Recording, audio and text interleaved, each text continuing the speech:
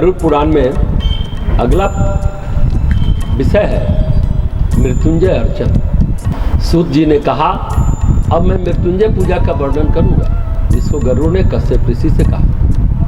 वह साधक का उद्धार करने वाली पुण्य प्रदायिनी एवं सर्वदेवमय पूजा है, ऐसा सभी का अभिमत है। सूत जी ने कहा, मृत्युंजय मंत्र ओम जुंग सह 3 अक्षरों वाला है। 25 अक्षर वाला उसे महामृत्युंजय मंत्र कहते हैं।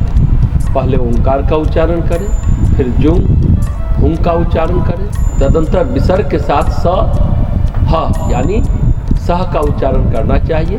ओम जुंग हुंग सह यह मंत्र मृत्यु और दरिद्रता का मर्दन करने वाला है तथा शिव विष्णु सूर्य आदि सभी देवों का कारणभूत है। ओम जुंग सह यह महामंत्र अमृतेश के नाम से कहा जाता है। इस मंत्र का जाप करने से प्राणी संपूर्ण पापों से छूट जाता है और मृत्यु रहित हो जाता है, अर्थात मृत्यु के समान होने वाले उसके कष्ट दूर हो जाते हैं। इस मंत्र का 100 बार जप करने से वेद अध्ययन जनित पुण्य फल और यज्ञकृत फल एवं तीर्थ स्थान दान आदि का पुण्य फल प्राप्त होता है। तीनों संध्याओं में 108 बार इस मंत्र का जप करने से मनुष्य मृत्यु को जीत लेता है, कठिन से कठिन विघ्न बाधाओं को पार कर जाता है, शत्रुओं पर विजय प्राप्त कर लेता है।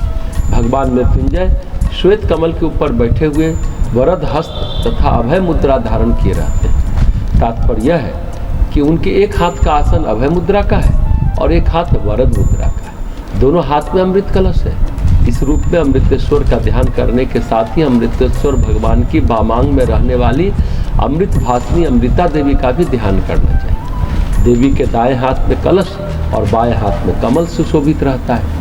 हे शिव, यदि 1 मास तक अमृता देवी के साथ अमृतेश्वर भगवान का ध्यान करते हुए मानव ओम जुंग सह इस मंत्र का तीनों संध्याओं में 8000 जप करे तो वह जरा, मृत्यु, व्याधि, महाव्याधियों से मुक्त हो जाता है और शत्रुओं पर विजय प्राप्त कर लेता है। यह मंत्र महान शांति प्रदान करने वाला है। अमृतेश्वर भगवान की पूजा में आवाहन, स्थापन, रोधन यानी प्रतिष्ठा, संनिधान, निवेदन करने के बाद पाद्य, आचमन, स्नान, अर्घ्य, माला, अनुलेपन, दीप, वस्त्र, आभूषण, नैवेद्य, पान, आचमन, पीजन यानी पंखे से हवा करना, मुद्रा प्रदर्शन, मंत्र जप, ध्यान, दक्षिणा, आहुति, स्तुति, वाद्य और गीत तथा नृत्य, न्यास योग और प्रदक्षिणा, साष्टांग प्रणति, मंत्रशैया, वंदन आदि उपचारों को निवेदित करके उनका विसर्जन करना चाहिए।